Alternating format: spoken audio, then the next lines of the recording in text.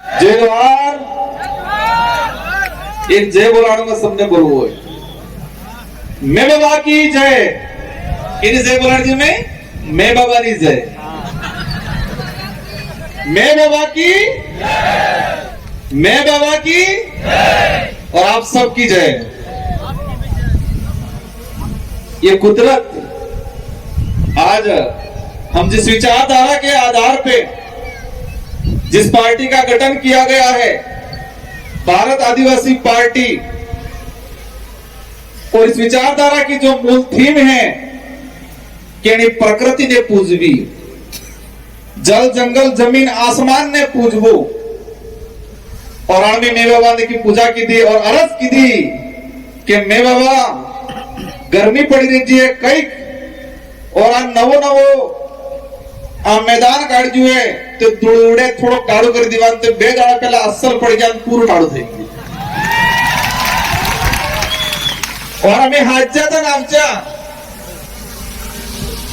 और पसे फेर अरज की थी कि हमें फिर परली जंगा क्योंकि पैसा बाजार नहीं तो माटलपुर बहुत टेम नहीं लगाड़ी जुए तने आज ने राहत आती जो और ग्राम खेड़ा ने माता ने जटली से आदिवासी समाज ने गोत्र ही और गोत्र ने कुल देवी और हमारे खत्री थे की आराधना की थी और मैं बाबा थे की आराधना की थी कि आज दाड़े पूर्ण कोड़ो करी दीजो तो तमे सब जानो आज कोड़ो थाजू नहीं थाजू।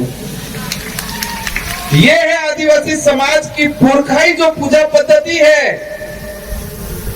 हमारी जो पुरखाई पूजा पद्धति है कि मांगजो में माहे और आस अनुरूप, और ये पूजा पद्धति से हमारी प्रकृति की जो देन है, और आज हम सबको शांतिपूर्वक कार्यक्रम निपट गया।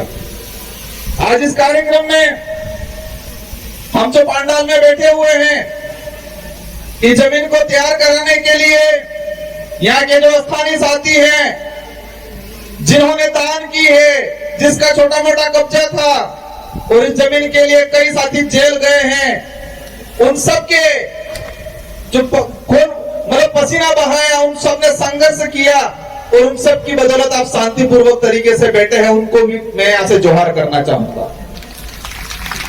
राजस्थान का प्रशासन, डूंगरपुर का प्रशासन सोच रहा था कि भारत आदिवासी पार्टी आ रही है तो कार्यक्रम कहां कर रहे हैं, अभी तक जिला मुख्यालय पे कोई तैयारी नहीं की है, और 3 दिन पहले प्रशासन को पता चलता है कि आदिवासी प्रेरणा स्थल बनाया गया है 84 विधानसभा क्षेत्र के अंदर, और आदिवासी प्रेरणा स्थल पर पूरे देश के आदिवासियों को आमंत्रित किया गया है। ये 4 दिन पहले पता चला प्रशासन को, और ये गांव के साथी, ये भोग के साथी, उनकी मेहरबानी।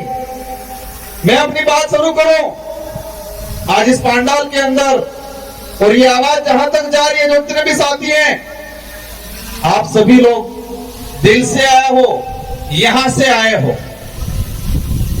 फ्री में लाई हुई, पैसों से बुलाई हुई ये भीड़ नहीं है, ये भीड़ दिल से आई हुई भीड़ है, और आप सबका मैं तहे से स्वागत अभिनंदन करता हूं।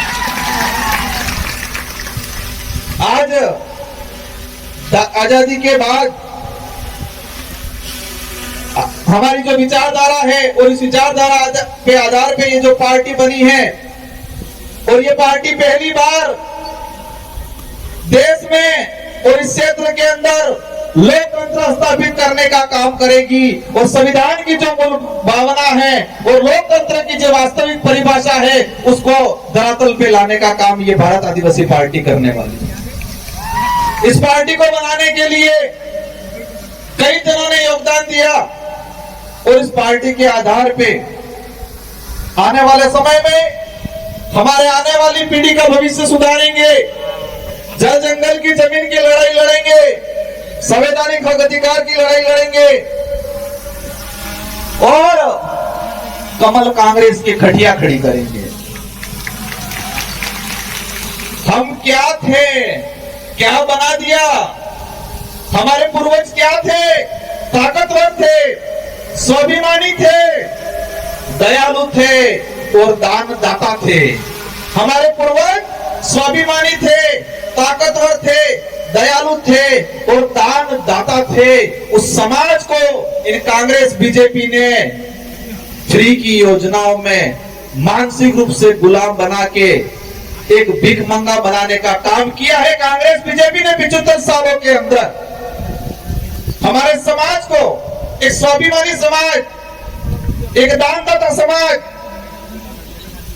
मेहनत से कमाने वाला समाज और इस देश का मूल मालिक होने का जो दावा हम करते हैं और हैं, उस समाज को कांग्रेस बीजेपी ने आज तक हमको कमजोर बनाने का काम किया है।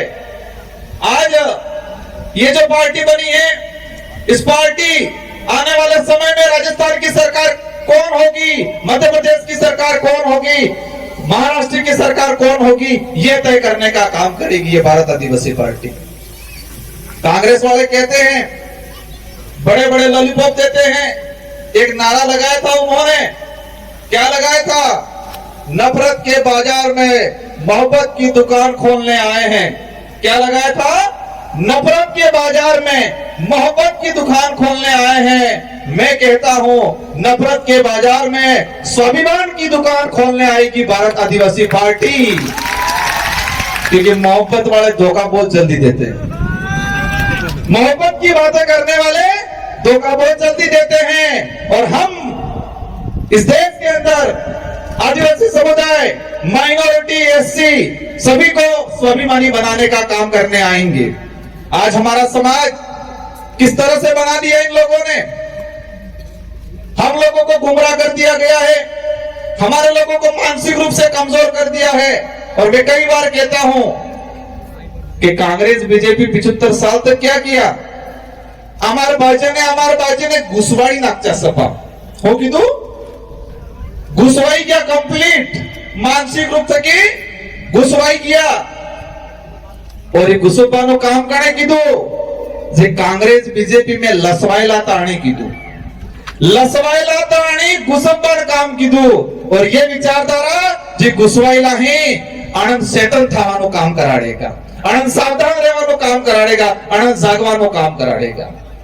क्योंकि आज तक हमारे समाज के अंदर, हमारे पूरे आदिवासी इलाके के अंदर इन लोगों ने वोट बैंक बनाया गया है। और ये पार्टी, ये विचारधारा है। और इस पार्टी में यहाँ की जनता, क्षेत्र की जनता तय करेगी कि लोकसभा विधानसभा में हमारा कौन आदमी जाएगा।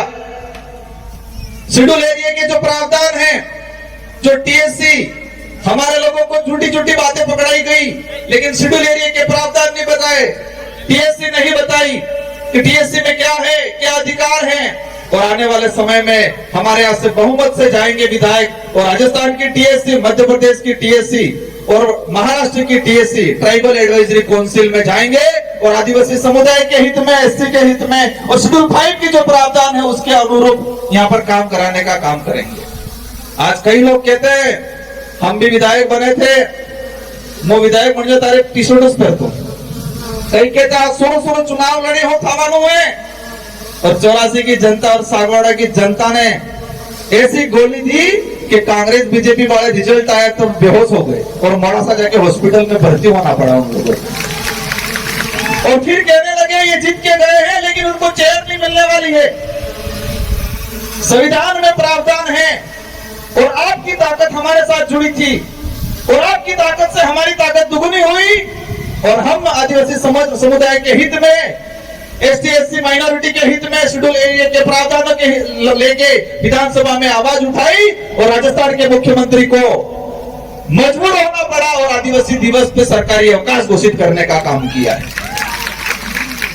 पहले डूंगरपुर जिले की बात करें, दो साल के अंदर एक बार मुख्यमंत्री आता था और आपकी खोट की वजह से अब 1 महीने में 5 बार मुख्यमंत्री आ रहा है। ये आपकी एकता है, आपकी ताकत है, आपका खौफ ऐसा है कि देश का मुखिया जो बन के बैठे हुए हैं, जो देश को बर्बाद कर रहे हैं, मोदी जी भी आ गए, अमित शाह भी आ गए, राहुल गांधी भी आ गए। क्या ये खौफ बरकरार रखना है कि नहीं रखना है? ये खौफ बरकरार रखना है, कहना है उनको कि सब आ जाओ, तो भी इस क्षेत्र की जनता बहकाम में आपके फ्री की योजनाओं में आने वाली नहीं है। आज कई लोग कहते हैं कि क्षेत्र पार्टियां क्या होती है। जो लोग आए साथी आज उनको जाने के बाद मनोबल तोड़ने वाले बहुत सारे मिलेंगे। क्षेत्र पार्टियां कहां तक रहती है? क्षेत्र पार्टियां अगर नहीं होगी तो हमारा भारत देश नहीं होगा। मैं क्या कहना चाह रहा हूं कि क्षेत्र पार्टियां अगर नहीं होगी तो ये देश नहीं रहेगा, ये तानाशाही हो जाएगा, हिटलर शाही शासन हो जाएगा इस देश के अंदर। और क्षेत्रीय पार्टियों की वजह से ही इस देश में आम जनता के हित में कानून बने हैं आज तक। और आज तानाशाही सरकार है क्योंकि एक तरफा बहुमत है। आप सबको अवगत करा देना चाह रहा हूं कि यूपीए की सरकार बनी 2004 के अंदर, सेकंड यूपीए की सरकार बनी 2008 में, और देश के अंदर जो आम जनता के हित में जो कानून बना है, जो कांग्रेस आज उसके आधार पे वोट मांगती है, कहती है कि रोजगार गारंटी हम लाएं, सूचना का अधिकार हम लाएं, खाद्य सुरक्षा अधिनियम हम लाएं, वो झूठा दावा करती है। उसके इतिहास बताऊंगा इस मंच के माध्यम से। अगर क्षेत्रीय पार्टियां 2004 में यूपी की सरकार बनी, 15 संगठनों ने समर्थन दिया और कांग्रेस को कहा देश के अंदर अगर रोजगार गारंटी का कानून नहीं लाओगे तो हम आपको समर्थन नहीं देंगे, और कांग्रेस को मजबूरन उस समय रोजगार गारंटी कानून लाना पड़ा, इसकी इच्छा से नहीं लाई। ये ताकत है क्षेत्रीय पार्टियों की। क्षेत्रीय पार्टियों की वजह से सूचना का अधिकार अधिनियम आया, क्षेत्रीय पार्टियों की वजह से शिक्षा का अधिकार अधिनियम 2009 बना। अगर क्षेत्रीय पार्टियां नहीं होती तो ये जितने भी जो अधिनियम बने हैं, वो अधिनियम आम जनता के हित में जो बने हैं वो नहीं बनते। और आप देख सकते हो उसका उदाहरण 2014 के बाद एक तरफा भाजपा की सरकार आई और उस सरकार ने सभी कानूनों को कमजोर करने का काम किया, आरटीआई को कमजोर करने का काम किया, नरेगा कानून को कमजोर करने का काम किया, खाद्य सुरक्षा अधिनियम को कमजोर करने का काम किया। इसलिए क्षेत्रीय पार्टियां जब तक इस देश में जीवित रहेगी तब तक ये देश रहेगा, देश का संविधान रहेगा। और जो लोग देश का नाम बदलने की बात करते हैं, जो लोग देश का नाम बदलने की बात करते हैं, कौन कर रहा है देश का नाम बदलने की? कौन बात कर रहा है? भाजपा के लोग कह रहे हैं कि हम देश का नाम बदलेंगे। उनको 2023-24 में एहसास कराना है कि जो देश का नाम बदलने की बात करते हैं, जो संविधान बदलने की बात करते हैं, जो आरक्षण खत्म करने की बात करते हैं, उन लोगों को वापस गुजरात भेज देना। कहां भेजना है? गुजरात भेज देना। उनको एहसास कराना है कि ये भीड़ अब भीड़ नहीं रही है, भीड़ने वाले हो गए हैं, और ये भीड़ने वाले आने वाले समय में लोकतंत्र की वास्तविकता समझाने का काम करेंगे। साथियों, उदयपुर संभाग के अंदर बांसवाड़ा के अंदर तानाशाही की जा रही है। बांसवाड़ा में आरक्षण को लेके जो आंदोलन हुए उसमें परेशान किया जा रहा है। बांसवाड़ा में एट्रोसिटी एक्ट को लेके हमारे भाई थाने में गए, 200 लोगों पे मुकदमा किया गया है। उन बांसवाड़ा के मंत्रियों को भी एहसास कराना है कि ये राजतंत्र नहीं, ये लोकतंत्र है, और लोकतंत्र की परिभाषा 2023 में हम आपको दिखाएंगे। साथियों, हम लोग उन लोगों को भी आह्वान करना चाह रहे हैं कि हमें शांतिपूर्वक तरीके से, हमें किसी प्रकार के बेवजह उग्र आंदोलन नहीं करना है, क्योंकि कागरी डुंगरी में हम शांतिपूर्वक तरीके से हमारे साथी आंदोलन कर रहे थे। कमर कांग्रेस के लोगों ने मिलके हमारे लोगों को फंसाया गया, वहां पर जाके जबरदस्ती धांधली करवाई।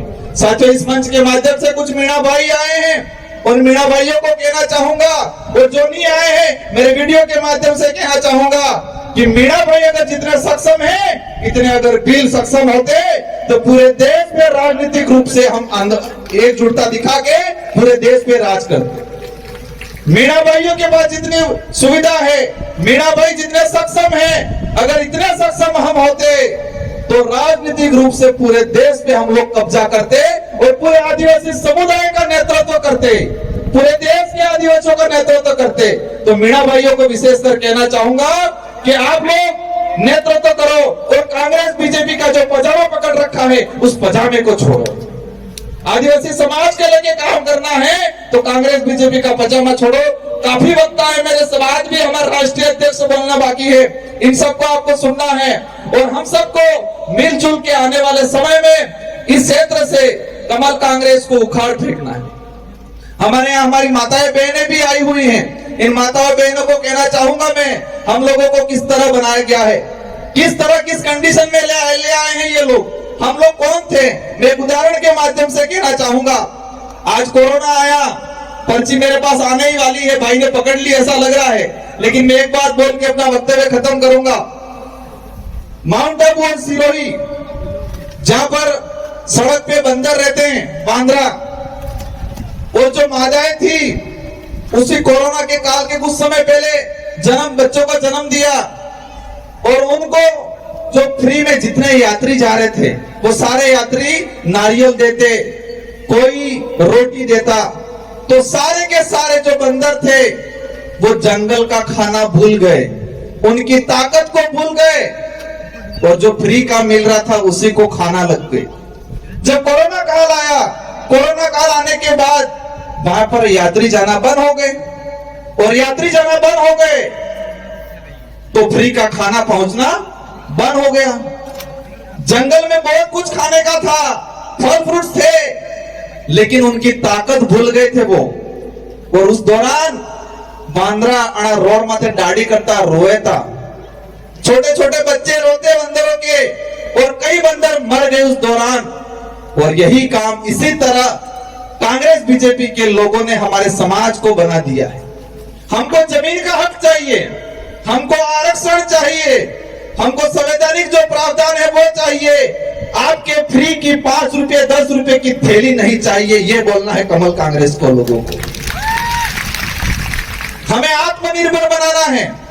कांग्रेस बीजेपी ने हमको परजीवी बनाया है, दूसरों पे निर्भर बनाया है, और ये विचारधारा, भारत आदिवासी पार्टी की विचारधारा इस समाज को आत्मनिर्भर बनाएगी, खुद के पैरों पे खड़ा होने के लिए तैयार करने का काम करेगी। और आप सब एकजुट रहे, एकता दिखाए, और आने वाले समय में पूरे देश के अंदर इस भारत आदिवासी पार्टी का बहुमत बनेगा और हमारे लोग चुन के जाएंगे।